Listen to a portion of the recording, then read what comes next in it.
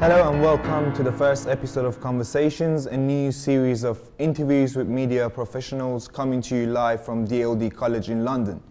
Today's guest is the film and television producer Tony Garnett.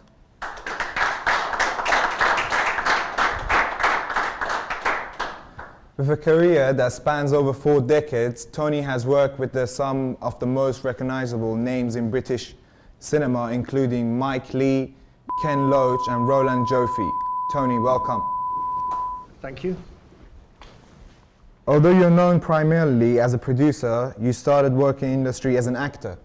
Can you tell us a little about how you made the transition from in front of the camera to behind the scenes? I was an actor for about 10 years, and I was a very lucky actor, which is not to say I was any good, but I was lucky because I suppose I was fashionable. Acting styles and the kind of people who are cast, it runs in cycles, really. And I more or less played 2 parts, really. One was a rough teddy boy who would get into trouble with the police, or a neurotic campaign for nuclear disarmament student. It was either with glasses or without, really. And I had lots and lots of work, but I got very bored with the life of an actor. I mean, acting is one of the most wonderful things in the world. If you're working with good people in a good piece, it is just very, very satisfying.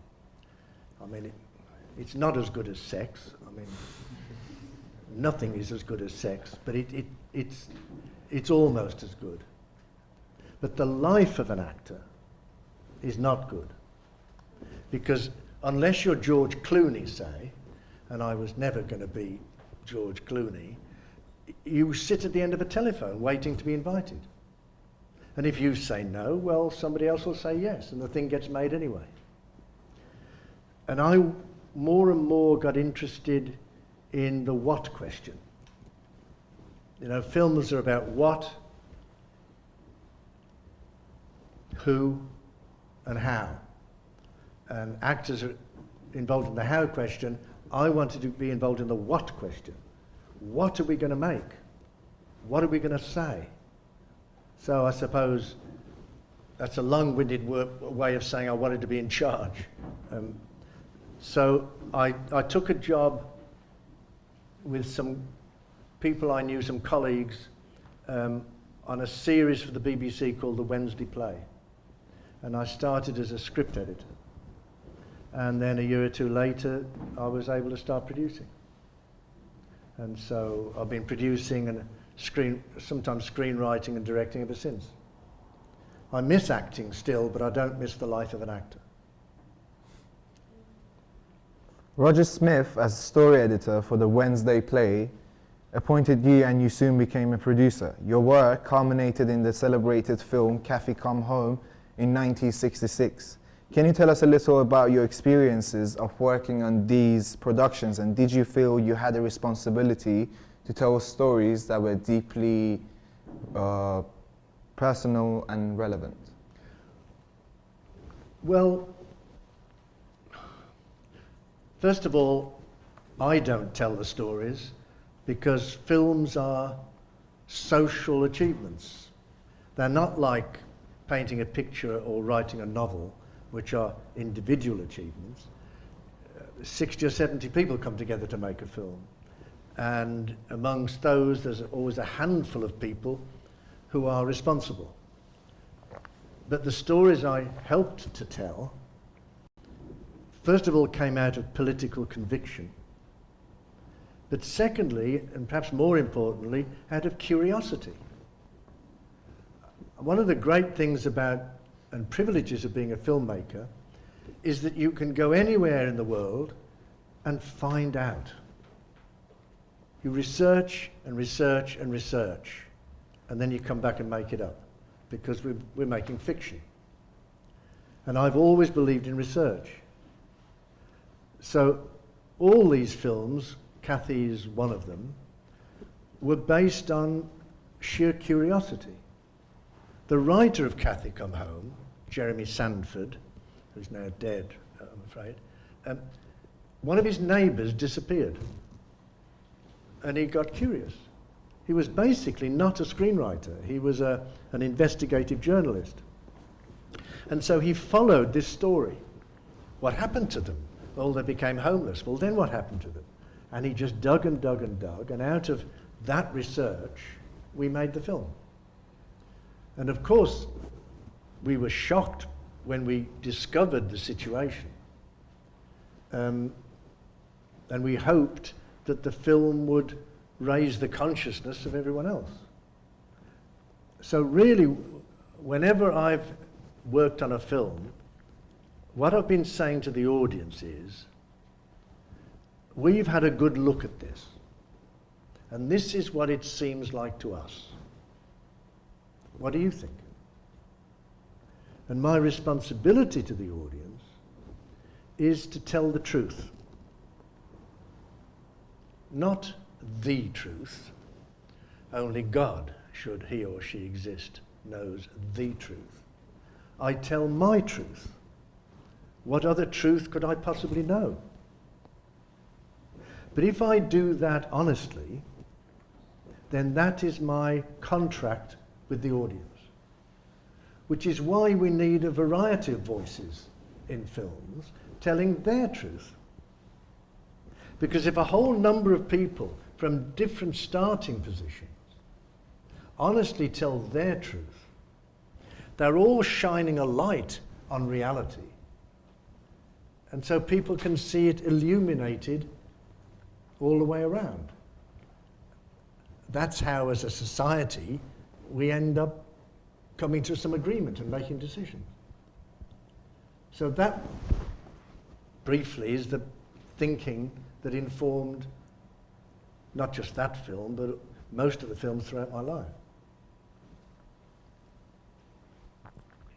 It was towards the end of the 1960s that you moved into film production, working on films like Kes and Black Jack. How different was the film industry from your experiences of television? Well, when you say I moved into film production, you meant I moved into making films primarily to be shown in the cinema. Because we were in film production at the BBC. I persuaded the BBC to allow us to make films. So all those productions like Cathy and Up the Junction and so on, they were made on film. They were not made with electronic television cameras in a studio.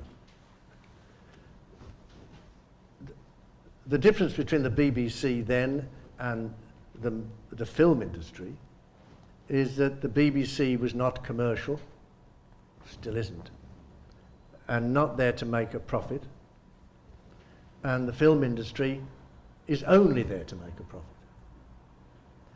There was very little public funding. So you have to persuade a capitalist that your film will make him some money. And that's not always easy. Kes, for instance, was turned down by everyone in London, all the way up and down Wardour Street. They said things like, oh, we've done the North.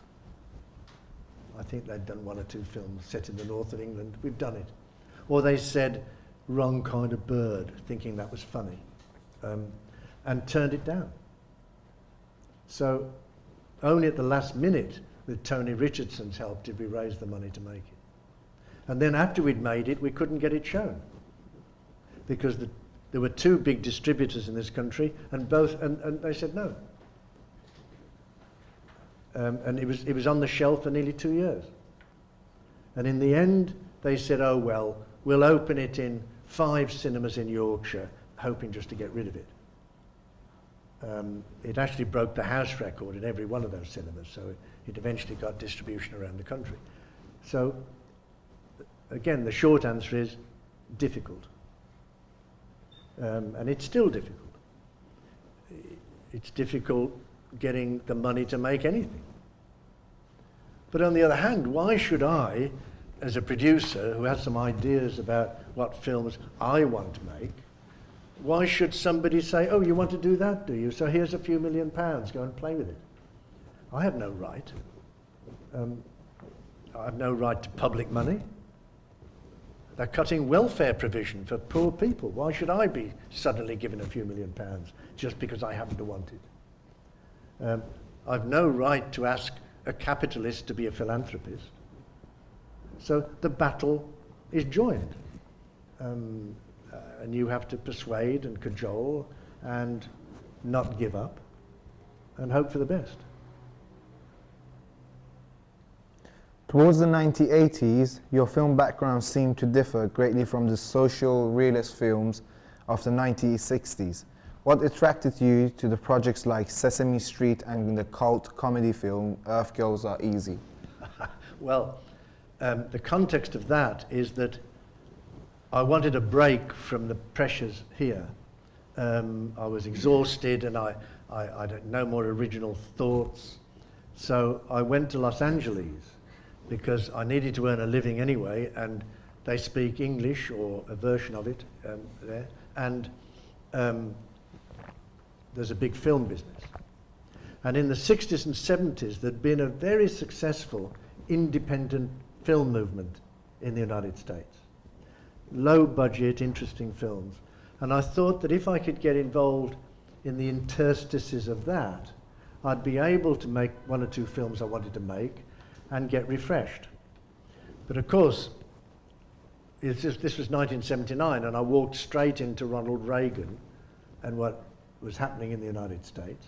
So the independent film movement more or less collapsed, and all Hollywood wanted to do was to make big shoot-'em-up movies with special effects that I wasn't interested in, and I wouldn't do anyway.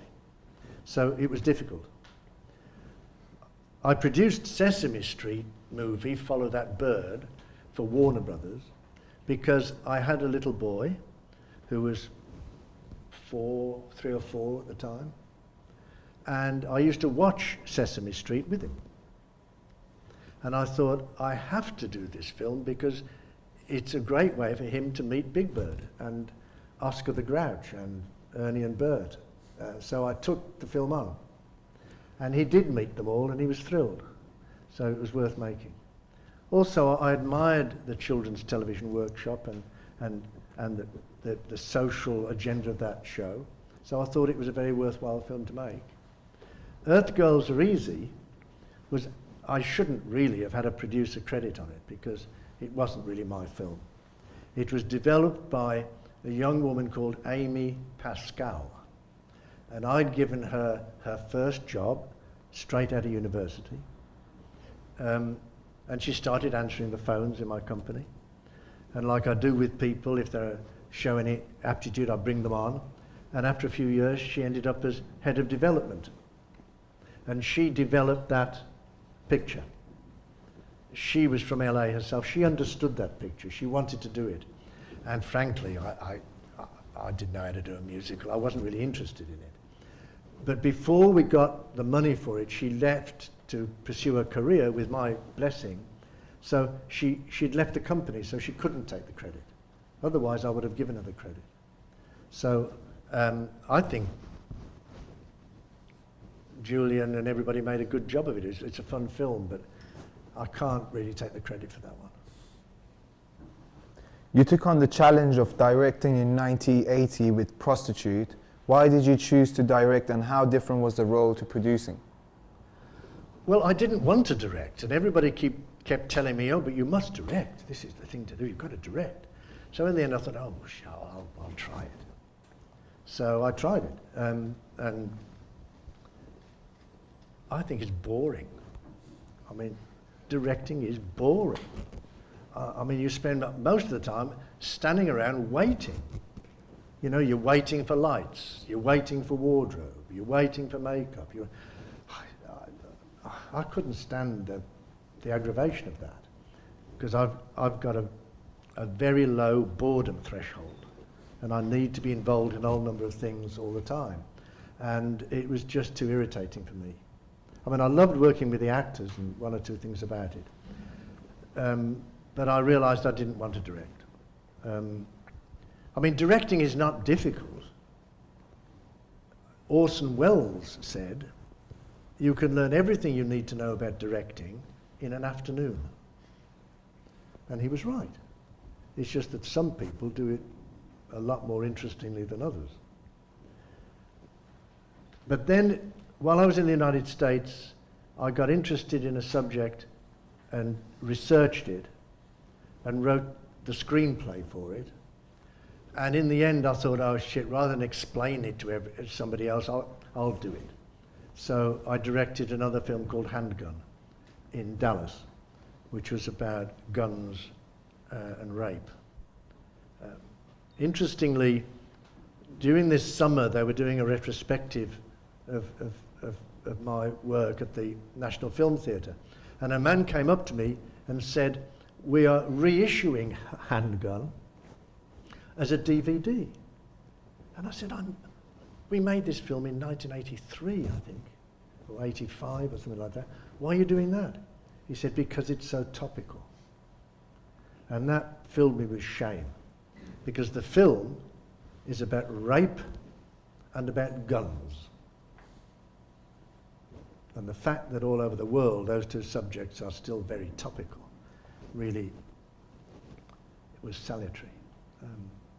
But anyway, that's why, and I've let other people direct ever since. They do it probably better than me anyway. Okay. When you moved back into television in the 1990s, you had a string of critical and audience acclaim with series like Between the Lines, Ballykiss Angel, and This Life.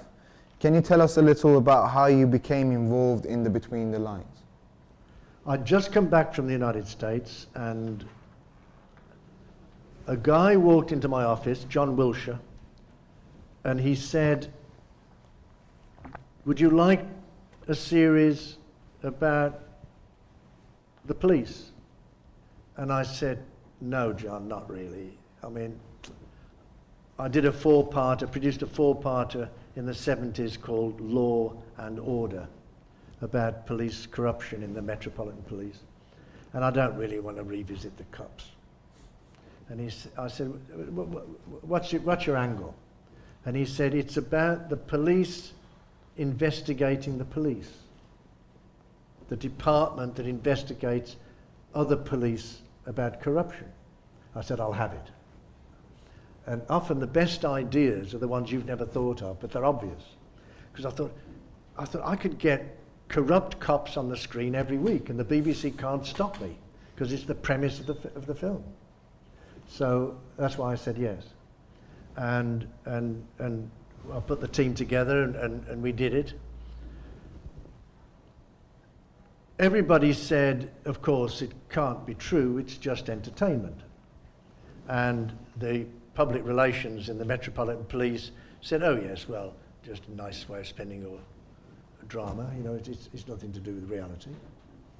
Well, a year or two after we'd finished the series, the department in the Metropolitan Police, whose sole job was to investigate corruption, was itself investigated for corruption by a new department that they'd started for the sole purpose of investigating the cops who were investigating corruption. And our series had predicted that the department investigating corruption was the most corrupt department in the Met. We did not get an apology. Many of the characters in the show were morally ambiguous. Were you trying to challenge this stereotypically clean-cut image of police in television dramas? Well, first of all characters should be ambiguous because all people are. We're all full of contradictions. And I'm not really interested in making drama where there's a white hat character and a black hat character. But secondly, we wanted to be truthful. And at that time, corruption in the Metropolitan Police was endemic. It was normal. I'm told it still is, but I've not researched it recently. Because the fact is, there is probably not a police department in a big city anywhere in the world which is honest and straight. Not possible. They have too much power, there's too much temptation. The challenge for a democracy is to minimize that corruption. So the question is not whether one is anti-police. Of course we need a police force in a complicated society like ours. The question is, who shall police the police? Who guards the guardians? And that was the question we were asking, which I think is a legitimate question in a democracy. Following Between the Lines, you produced This Life, which revolved around the lives of 5 young professionals living in South London. The show attracted a great deal of attention towards the beginning of its second series. What is your reaction to the way shows are treated nowadays, with many being cancelled after only a few episodes? Do you think a show like This Life would exist today? I don't know. I've no idea, really. I don't see why not. First of all, I think shows really have to earn the right to survive. The problem in television is that there are shows going on for too long, more than for too little. They get into formulas, they have series going on for year after year after year. This happens in the United States too. But in the United States, there is a good reason. They make money that way. Because unless you get to 50 or 60 episodes that you can stream across a week in syndication, you don't make big bucks. Here they do it because there's audience loyalty and they can just do it. So soaps go on forever. And they get a show goes on 5, 6, 7, 8 years. Some shows are not given enough time to nurse, and getting the balance right, I'm sure, must be very difficult. With This Life, the audience was not big. The press reaction was the most negative press reaction I've ever had in my life. And Michael Jackson, who was the controller of BBC Two, I think only renewed it for a second series because he had nothing else and it was very cheap. I don't think anybody at the BBC believed in the show. And it was not until halfway through the second series that it really took off. And people liked it and it got a bigger audience. So it was an odd show, very odd show to work on. But it was very interesting for me because this was about young people coming out of university, starting their first job. And not a world I knew anything about, of course. I mean, I was old enough to be their fathers, maybe their grandfather. So I just got a lot of very young people around me who had very little experience. And I said, tell me what it's like. And I've got the experience, but you've got the knowledge. So it was very interesting for me. And I really enjoyed bringing a lot of very young talent on. And I see them now, a lot of them doing really very well. The actors, the directors, the writers. And so that was very satisfying for me. With the popularity of online broadcasting increasing and audiences leaning towards on-demand services, what do you think the future of television might be? Well, I don't think television has a future. I think it's all over for television. But like with all disruptive technologies, the old technology doesn't die, it just gets absorbed and changed within the new. So people will and are starting to watch programs in a different way. We don't all watch it at the same time. And we don't all watch at the same time what a program controller chooses to put out. We can watch whenever we want and watch what we want, increasingly. So television is going digital onto the internet, and that will change it in all sorts of ways that we can't predict. The interesting thing for me is that the barriers to entry are breaking down. When I started out, when I was your age, the barriers to entry in films, television, movies, whatever you want to call it, were huge. The film cameras were very complicated, and people with a lot of technical skill and training had to operate them. You dealt with film, which was expensive. It had to go to a lab, which was expensive. You even had to hire a theatre to even see the thing. So both in money and expertise, it was extremely difficult for anybody but a handful of people to have a chance to do it. And the big corporations owned everything, so you could only do what they wanted you to do. But now, as you know better than I do, any kid can go to Dixon's and buy a point-and-shoot camera and get a picture. They can edit on their laptop, which I'm sure you do. Server space is cheap. Bang it up there for billions of people to see, forever. Now, nobody will know you're there. That's a marketing problem. And that will get solved, and is getting solved. And young people in particular have a way of finding things. So, although the new technologies are very disruptive for traditional professionals, for a new generation coming through, this erosion of the barriers to entry is enormously liberating. And it means that we don't just have a few artists in the world. Everybody can be an artist. Everybody can make a film. It's going to make your working life, if you want to go into the business, more complex in some ways, but easier in others. So if I were your age now, I don't think I'd even bother with the BBC or Channel 4 or Hollywood studios. I would, if necessary, get another job, keep my creative freedom, and make low-budget films saying exactly what I wanted to say and putting them on the internet. Just like a lot of kids are making music in their own bedrooms and getting them up on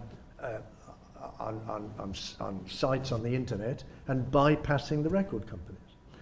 This is starting to happen now with narrative film, and more people will be doing it. And I think that's the exciting thing to do. The other reason I'd be working on the internet is that I had no idea how to do it, really. And so I would try and fail, and try to fail better, and try again. And that would be very exciting. I don't know what length these films should be. I don't know if they should be long-running series, like 5-minute soaps that go on forever. I don't know if you just make, how long you can make one of these films, because the attention span now is changing. But I think you're starting out, because of this disruptive technology, on a very, very exciting journey. And I wish I was your age and I'd be on it too. It is at this point in the program where we hand over to our studio audience. What questions do we have for Tony?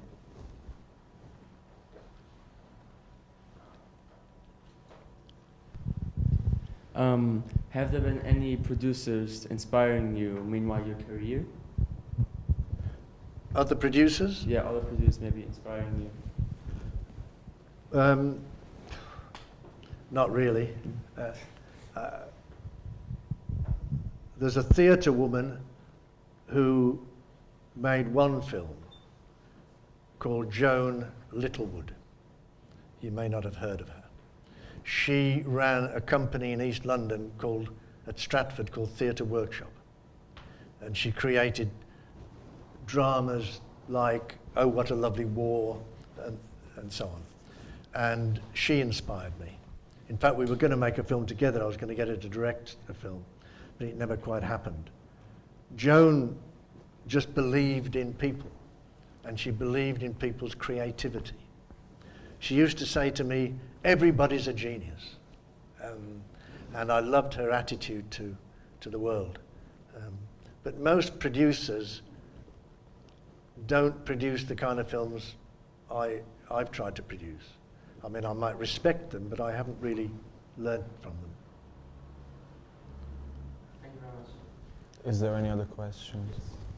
Oh, sorry. I've jumped ahead of you, sir. You mentioned Orson Welles earlier, who I'm a huge fan of, and he once said that movie making was 2% about the movie and 98% hustling. How far do you agree with that statement? Well, I'm sure he was a much better hustler than I was. I've always been inept at raising money and hustling and selling things. So the raising of the money and the marketing of the films is something I've not been very good at. I wouldn't know if his percentages were right, but a lot of it is about getting to the position where you can make the film. I would say that 80 or 90% of the film is casting. Casting in front of the camera and casting behind the camera. And if you've got a good screenplay and your casting is good, the film will take care of itself. But as you say, you've got to raise the money first. He probably had the scars to prove it, and so do I. What are your favorite films or directors? The films that influenced me were films in the neo-realist tradition after 1945 in Italy, like Bicycle Thieves.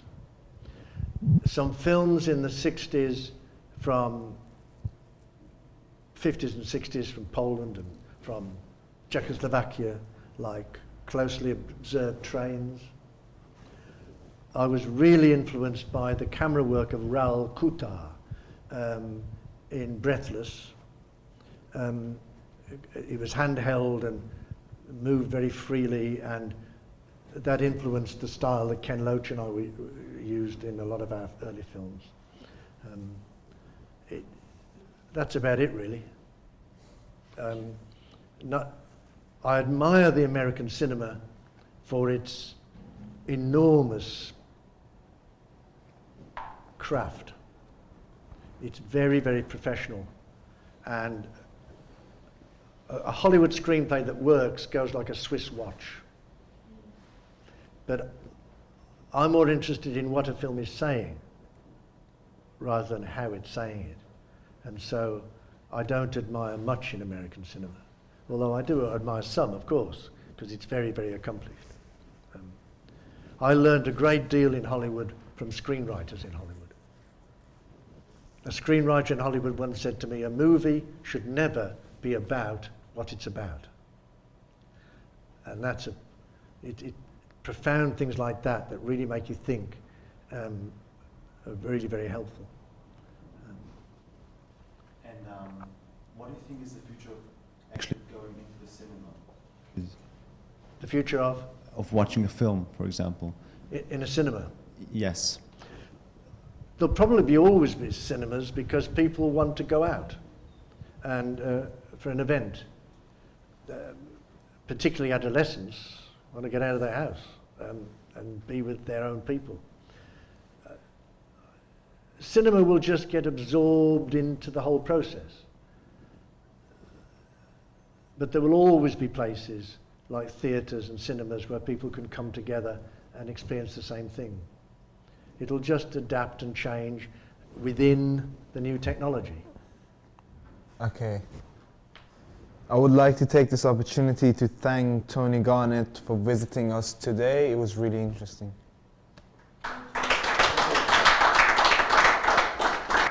Thanks very much, everybody.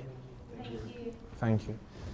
If you would like to send us feedback on the program, you can do so via Twitter at DLD College. This has been The Conversations live from DLD College in London. Thanks for watching.